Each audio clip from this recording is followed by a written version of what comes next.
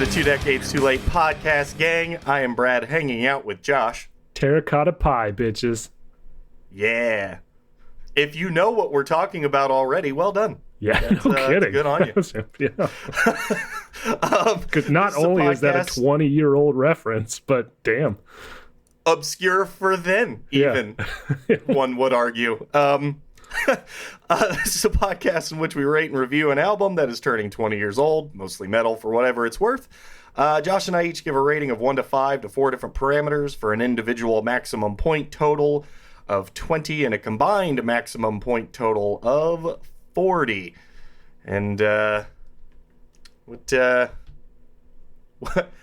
actually, what are we doing? Because I assume we're going to have to start somewhere. So yeah, we'll start at the beginning. Tell us. We'll start with A Journey West. It's a long road. Many of our party will die by the time we get there. But we're going to set out from Plymouth Rock, or I don't know, Glendale, California. Just let that fall apart. Yep. Glendale, California is where we're headed. Our band has been active for 11 years at this point, formed in 1994. Yep. Not weird, I don't think, based on what I know. No, I wouldn't say so. Couple releases prior to this, and it's gonna get a little weird. So I'm just gonna say we're talking about System of a Down this week. Yes, we are. Two albums in 2005. Two. And which one are we starting with? I think chronologically, Mesmerize came out first.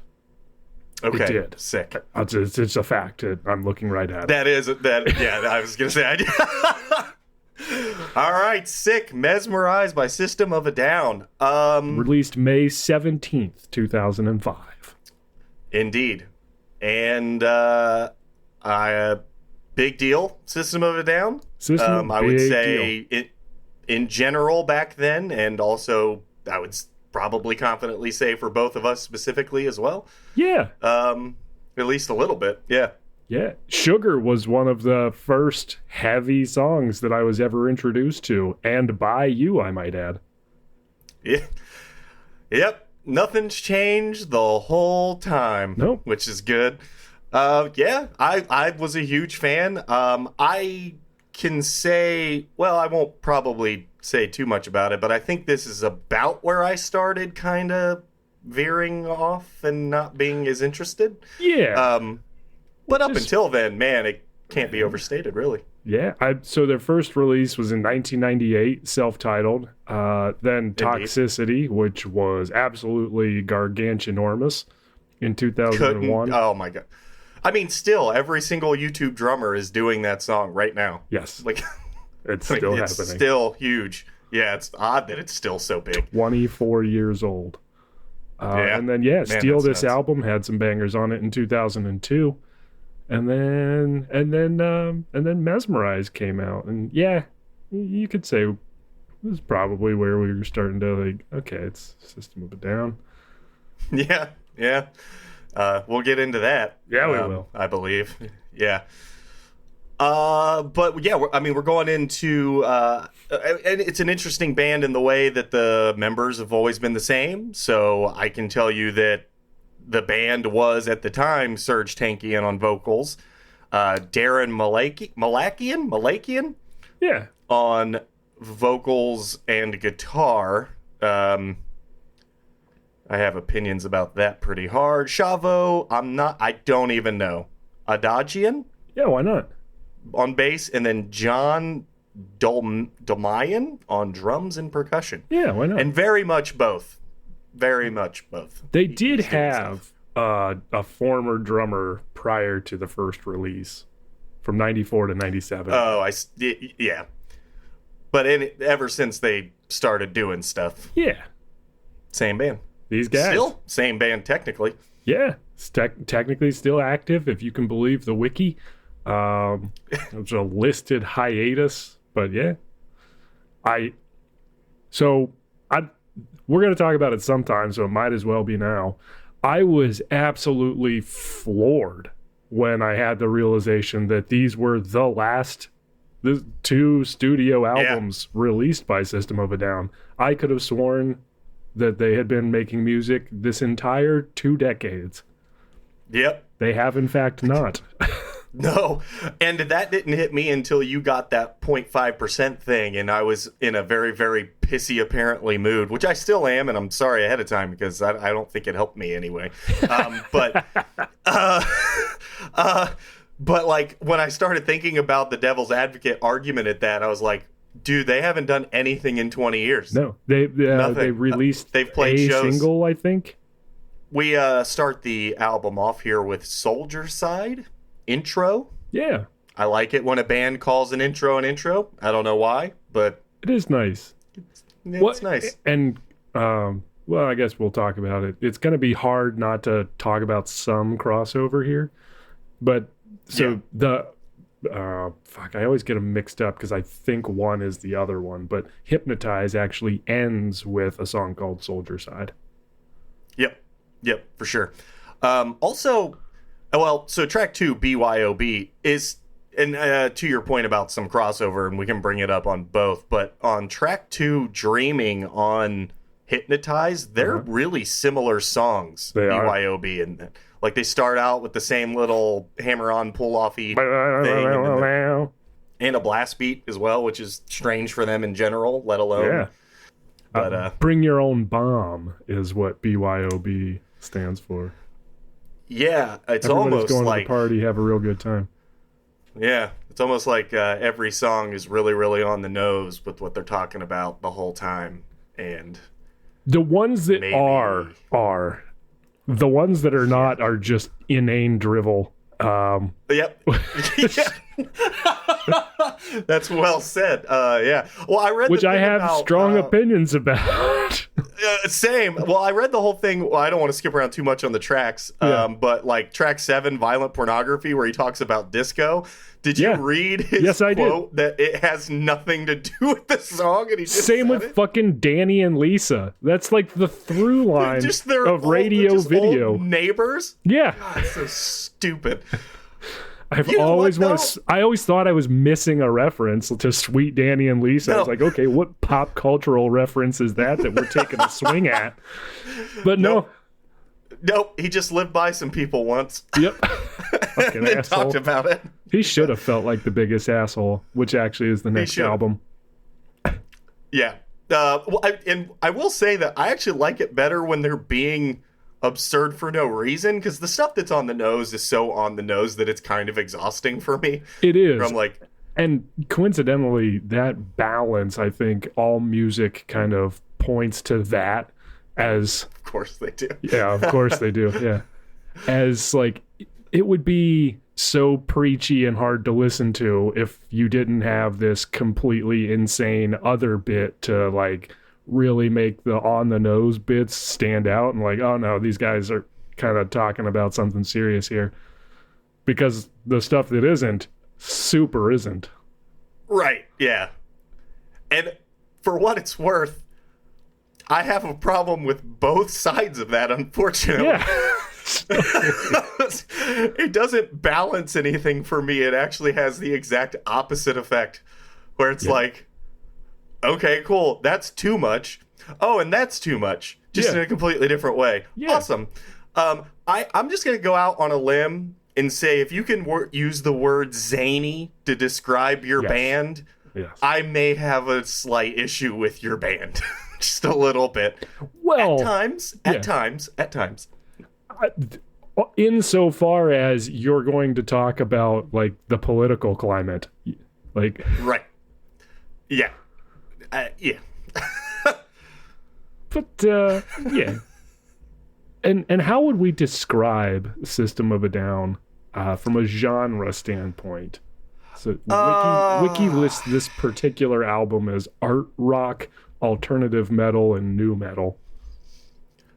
I just kind of in general have a problem with the nu metal label because I didn't even think it was properly applied in 1990 whatever. I don't think Korn sounds anything like Slipknot. I don't think Slipknot sounds anything like Limp Bizkit. I don't think Limp Bizkit sounds anything like Seven Dust. So it's like, I didn't really get... We basically just didn't want to take the time to actually really figure it out, so we just wrote some stupid NU word down with umlauts and just called it a day. So, I mean, alternative metal's fair. I almost, like, think they're progressive as well a little bit. Like, I would almost... They're like a radio-friendly version of BT Bam in a strange way. I could see that. Yeah, like, mostly because the polka. Like, both bands that's really all it is. Actually, I don't even think that now that I say it. I just realized they both do a lot of polka metal, which is weird. Yeah. Yep. But yeah, alternative metal, I don't know. It's just kind of metal. I don't know. Poke a hole in your Moss kettle. Sick.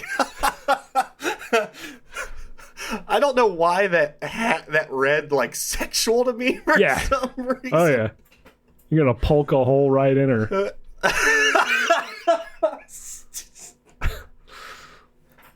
All this gets to stay in because of how absurd the System of a Down lyrics actually are too.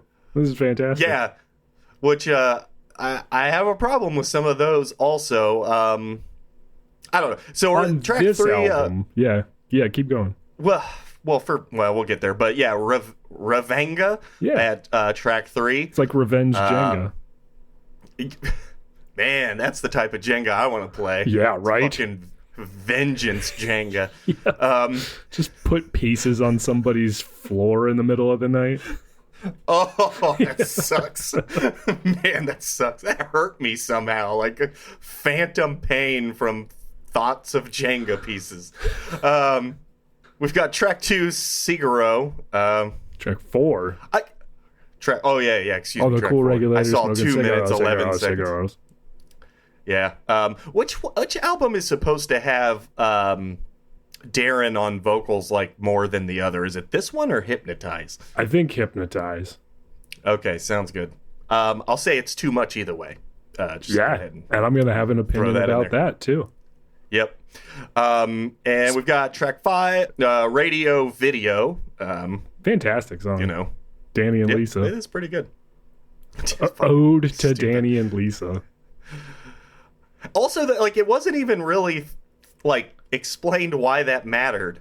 Just that he lived next to them. Yes. Not like they changed his life in some impactful way. So no. Anyway, well, I guess I don't know why I'm trying to apply logic Sweet here. Danny and Lisa. Yeah. Track 6. This cocaine makes me feel like I'm on this song. Sometimes it's clever. Yeah. If it wasn't intertwined with all the rest of them trying to be clever all the time. Anyway. The next song is just called Violent Pornography. I mean, that's not even... Hey! Yeah, and it's, as far as I can tell, is essentially kink shaming. So that's cool. Is it? I didn't get that. I 100% got that, especially if you combine it with whatever the song is where they're essentially making fun of cross-dressing.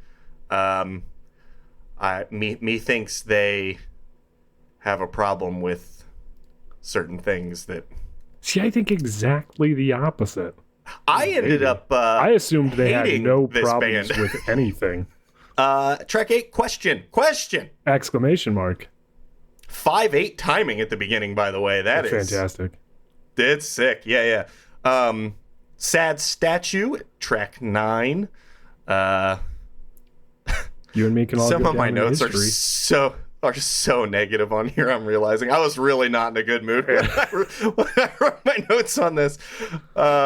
Anyway, track 10, Old School Hollywood. I had no idea it was about an actual baseball game that Darren actually played in. Same, because why would you ever think that? Right. I thought we were doing like a Billy Joel, like We Didn't Start the Fire, a bunch of references. Yeah, same. Like, I'm in. Nope, he just played at a celebrity baseball game with Tony Danza. Yep. Which, by the way, Tony Danza comes up on this podcast more than I would really ever think. Probably mostly because of the tap dance extravaganza. 100%. And I think I cut all the talk about his super racist Whoopi Goldberg thing from back in the 90s. Oh, fantastic. Nope, that was still Ted Danson. Damn it. Yep. I'll never get it right. That's Tony Danza. Yeah, and at track 11, Lost in Hollywood. Yep. And there you go. 5 minutes and 20 seconds, long song for this album. Yeah, honestly, the length of each album's pretty solid. Yeah, 36 it doesn't get minutes too for this old one. unless you don't like it from the get-go. Then it can still feel a tad bit long. If you don't like it, if that's how you are, if you are going to feel that way. I think most of the things I have to say, because if you've heard System of a Down, I don't know what a track by track's going to do for you, really. It sounds like that. Yes, it does. Then it sounds like them. There's bits that are nice and floaty. There's bits that are slow. There's bits that are fast. Yeah. I was surprised at the guitar work on this album. Both albums, actually. Yeah, he's good. He's good. He is. And I wish he stuck to that and didn't open his mouth at all. Yeah. Like to sing or like to talk? Both, but mostly to sing. Okay. I really just would like to Deadpool from X-Men Origins that guy, and I'd be pretty excited about that. Finally got you to stop talking. Sick. Yeah. Underrated video game, not underrated movie. Anyway, get to the review on System of a Down, Mesmerize. Before we do, just real quick, since you already mentioned Between the Buried and Me, I had a note here that said, like, you could easily convince me this was an early Between the Buried and Me album. Yeah. Yeah, I mean, it genuinely has a lot of the same bells and whistles, strangely. Like, literal bells and literal fucking whistles, too. Yeah, which sucks. Well, I don't know if it sucks. That's strong. But there's a lot going on. Review? Review.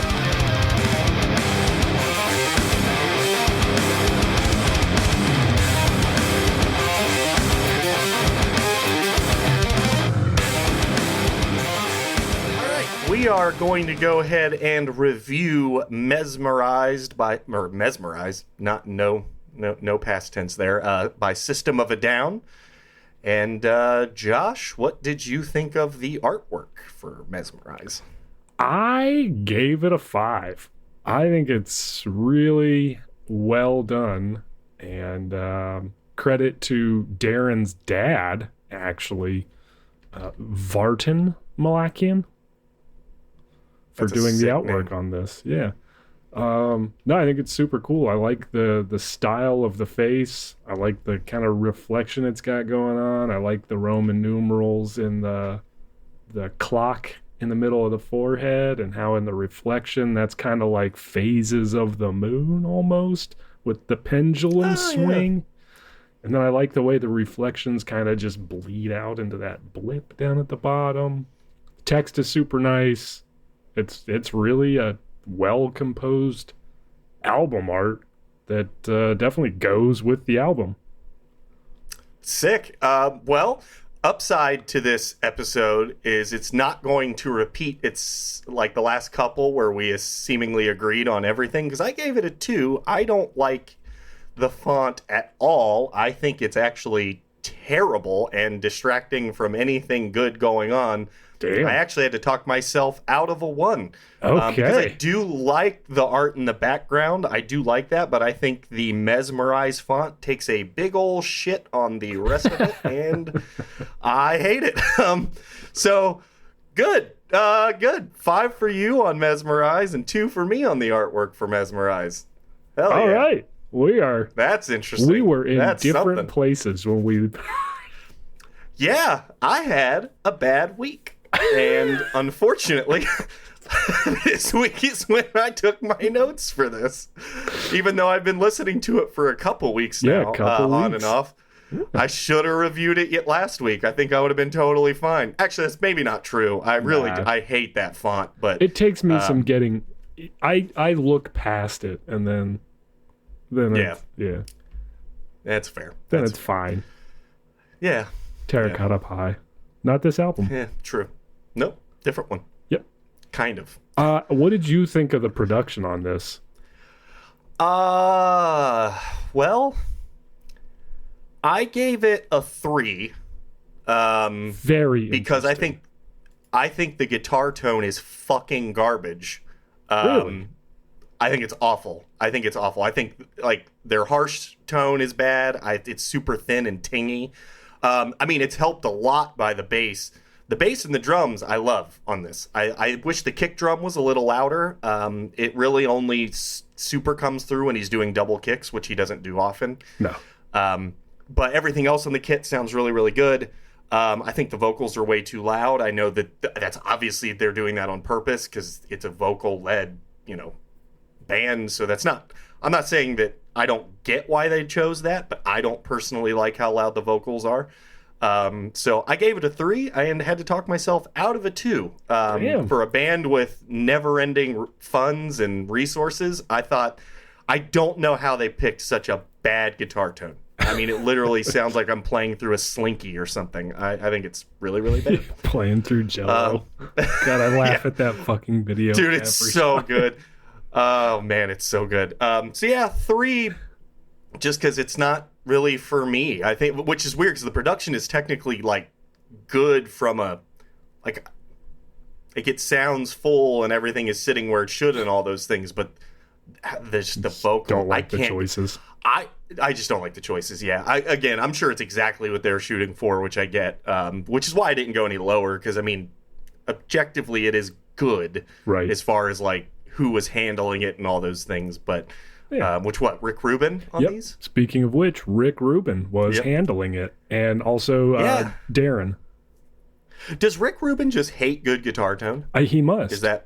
Is that really what it is? He must be one of those people who's like, I can make a good album without good guitar sounds. I could see that. Yeah. Look at my beard. So what about you? I gave it a 5 because I don't have a problem with any of the choices. I think it sounds amazing. And like you said, they have never-ending money. This album came out on American/Columbia Records. It was produced by Rick Rubin. It debuted Billboard 200 at number 1. It went double platinum. Absolutely insane. It is a huge album. It's the 4th album by a band that had been huge for quite a while at this point. And I think, like you said, it sounds exactly the way they wanted it to, and it still sounds pretty good. I like the guitar tones. I don't have a problem with those. And the vocals, it's just Serge tanking right up in your ear hole. Unless it's Darren and then it's shrill and also in your ear hole. It's awful. His voice is so bad. It's fine with harmonies and stuff. Like, he actually does a really good job at harmonizing with Serge. Yeah. Which I think makes it, when he stands out, makes it worse to me, because I'm like, it's really easy to use him effectively in a way that doesn't bother me, and then yet he just keeps singing, and it's awful. Do I want to give that a 2? No, I'll stick with a 3. No, 3's fair. 3's fair. Right, Man, right. I knew we'd be different, probably. I didn't know if we'd be this different. It's interesting. Well, one's weird. I don't know if did I text you this? I must have. I have actually listened to this album a lot in the past, apparently. Yeah. I couldn't tell you at what point I would have sat down and just listened to this album straight through, but I have heard every song numerous times. You know what's really weird, too? You know who was really into this album? Both of these, actually? Brandon. Burn? Yeah. Uh-huh. Super into it. Like, that tracks.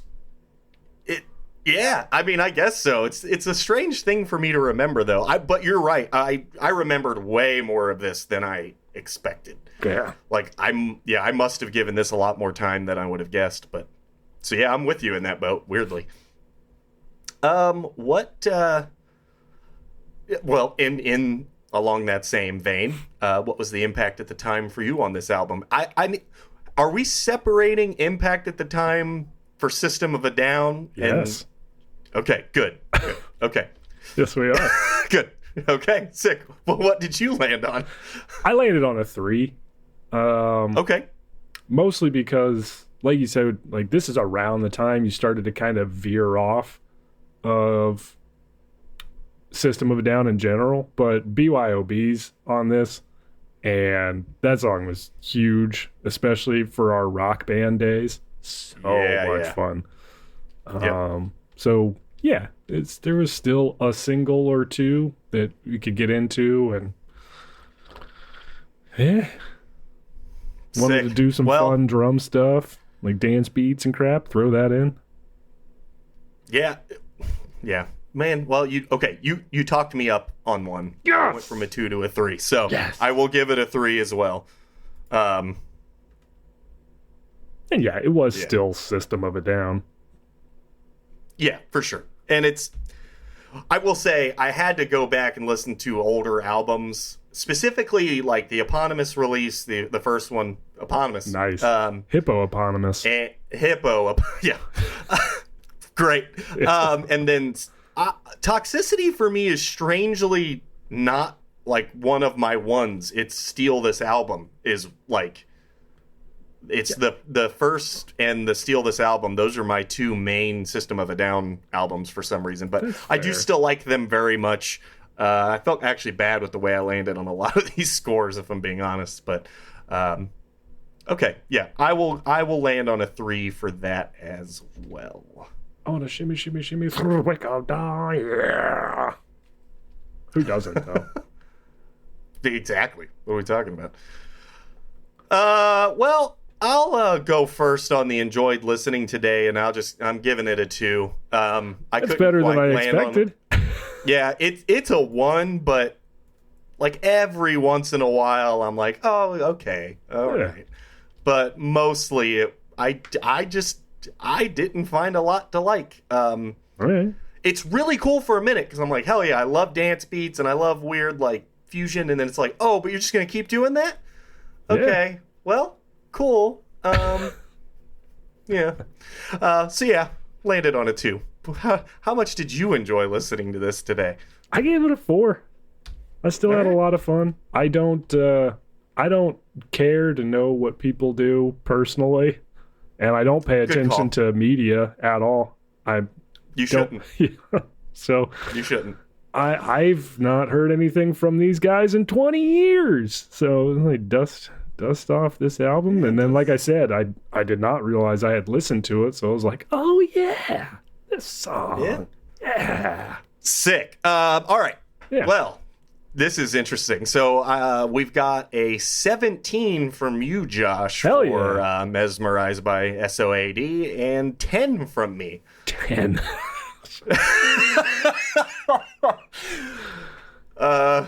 That's hurtful. Yeah. That's barely making it out of single digits. Yeah. All because I talked you up to a 3. That's actually no joke. All right. Well, total of 27. That Suck it, Trivium. Yeah. Yeah, for sure. Actually, it's a dead tie. Oof. Yeah.